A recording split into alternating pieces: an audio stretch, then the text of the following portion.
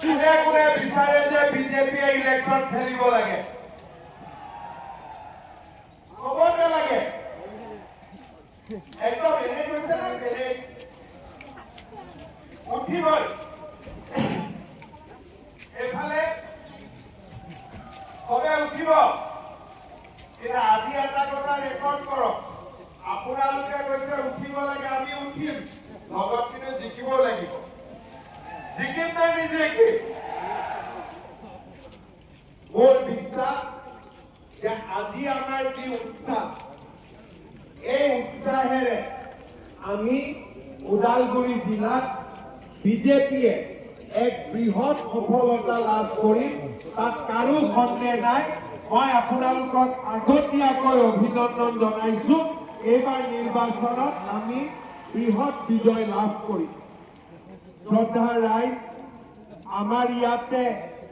10টা সমষ্টি আছে পাঁচনৈ চেৰফাং ৰৌতা ধনচিৰি ভৈৰৱকুণ্ড হৰিচিঙা ননৈ চাৰফাং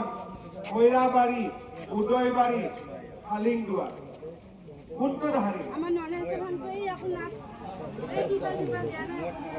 এই 10টাৰ কোনটো ধাৰী এটা নাহাৰো 10টা জিকিম দিলীপ 10টা জিকিম একদম জোশ আছে সঁচাই পুৰা 10টাতে কেণ্ডিডেট দিম নে 8টাত দিম 10টাত কেণ্ডিডেট দিম নে 7টাত দিম পুৰা 10টা দিব লাগিব বাপৰে কিমানটা 10টা ঠিক আছে এতিয়া আজিৰ মিটিঙৰ পিছত মই আজি এইবাৰ জুলাই হ'লনে আগষ্টৰ 10 তাৰিখৰ ভিতৰত মই প্ৰত্যেকটো MCL ৰ সমষ্টিত যাম হ'ব আৰু তাতে আজি যোন মিটিঙত আহিব পৰা নাই সিদিনাখন আমি সকলোকে মাতিম হ'ব আৰু সেই মিটিং হ'ব বিজয় সংকল্প আজি হৈছে কাৰ্যকৰ্তা সন্মিলন আৰু সিদিনাখন আমি পাতিম বিজয় সংকল্প সমাবেশ শ্ৰদ্ধাৰ ৰাইজ আজি আমাৰ বাবে এটা ঐতিহাসিক দিন ভাৰতীয় জনতা পাৰ্টিয়ে যোৱাবাৰো আমি বিজেপিয়ে BTADৰ ইলেকশ্যনত নিৰ্বাচন অকলে খেলিছিলোঁ ওদালগুৰিত আমি খুব ভাল ফলাফল কৰিছিলোঁ কিন্তু কেইটামান সমষ্টিত আমি 1000-1500 ভোটত হাৰিবলগীয়া হৈছিল যেতিয়া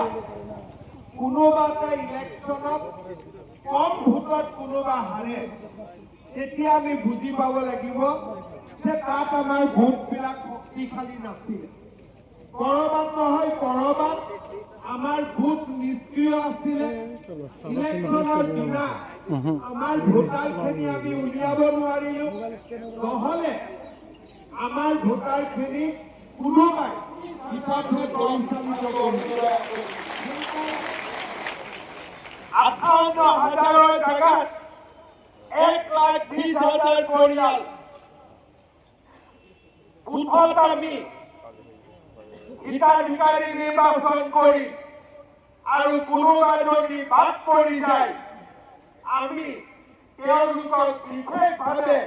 অৰুণোদয় আঁচনি দিয়াৰ ব্যৱস্থা কৰিম যাতে কোনো দুখীয়া মানুহ এই আঁচনিৰ পৰা বাদ পৰি যাব নোৱাৰে শ্ৰদ্ধাৰ ৰাইজ আজি আমি সমগ্ৰ অসমতে মুখ্যমন্ত্ৰীৰ মহিলা উদ্যমিতা আঁচনি আজি আমি প্ৰস্তুত কৰিছো যে আগষ্ট মাহৰ পৰা আমি এই আঁচনিৰ ধন আমাৰ মহিলাসকলক আমি দিয়া আৰম্ভ কৰিম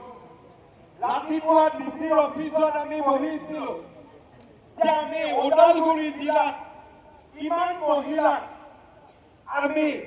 মুখ্যমন্ত্ৰীৰ উদ্যমিতা আঁচনি যোগান ধৰিম আপোনালোকে আচৰিত হ'ব ওদালগুৰি জিলাত 1.5 লাখ মহিলাই এই মহিলা উদ্যমিতা আঁচনি লাভ কৰিব আজি তাৰ আমি ৰাতিপুৱা মিটিং কৰি সিদ্ধান্ত লৈছো আমাৰ ওদালগুৰি জিলাৰ 24খন চাহ বাগিচা আছে এই চাহ বাগিচাৰ শ্ৰমিকসকলৰ প্ৰত্যেকজনে যাতে এটি গলি দুটি পাত আঁচনি পাব পাৰে আমাৰ ওদালগুৰি জিলাত আমাৰ ডেকা ল'ৰা ৩,০০০ ডেকা ল'ৰা মুখ্যমন্ত্ৰীৰ আত্মনিৰ্ভৰশীল অসম আঁচনিৰ অধীনত উপকৃত হ'ব তাৰ আজি আমি ৰাতিপুৱা আলোচনা কৰিছো অৰ্থাৎ ৰাজ্য চৰকাৰে আজি আমাৰ সমগ্ৰ অসমতে যিসমূহ আঁচনি ৰূপায়ণ কৰিছে তাৰ ফলাফল যাতে আমাৰ বিটিআৰৰ ৰাইজে পাব পাৰে তাৰ বাবে মই ব্যক্তিগতভাৱে অহা 5 দিনত ওদালগুৰি তামুলপুৰ বাক্সা চিৰাং আৰু কোকৰাঝাৰলৈ নিজে যাম যাতে বিটিআৰৰ কোনো লোক আমাৰ আঁচনিৰ পৰা বঞ্চিত হ'ব নোৱাৰে শ্ৰদ্ধা ৰাইজ আজি আমাৰ বাবে এটা আনন্দৰ বাতৰি যে যেতিয়াৰে পৰা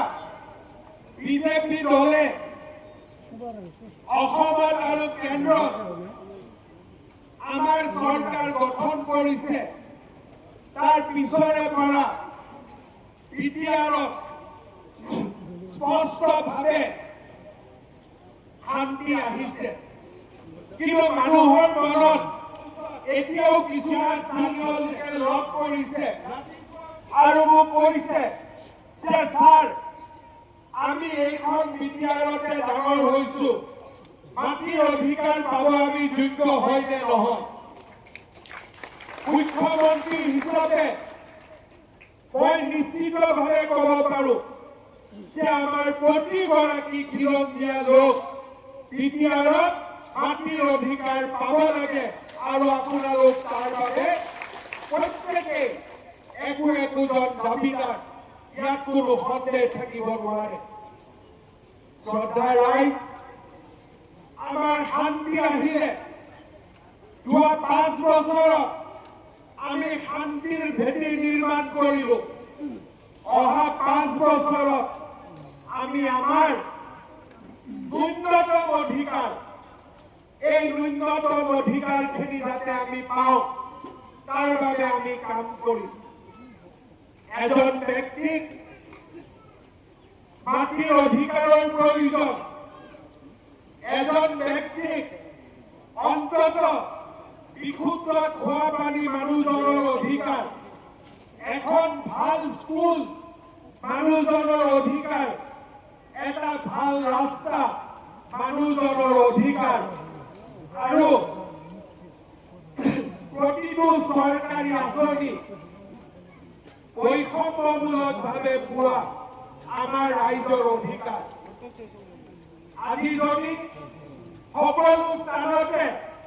প্ৰধানমন্ত্ৰী আৱাস যোজনাৰ ঘৰ পাব পাৰে তেতিয়াহ'লে বিটিআৰৰো প্ৰত্যেকজন দুখীয়া মানুহে প্ৰধানমন্ত্ৰীৰ আৱাস যোজনাৰ ঘৰ পাব পাৰে সেয়া বিটিআৰৰ ৰাইজৰ অধিকাৰ শ্ৰদ্ধা ৰাইজ আমি বহুত ডাঙৰ একো বিচৰা নাই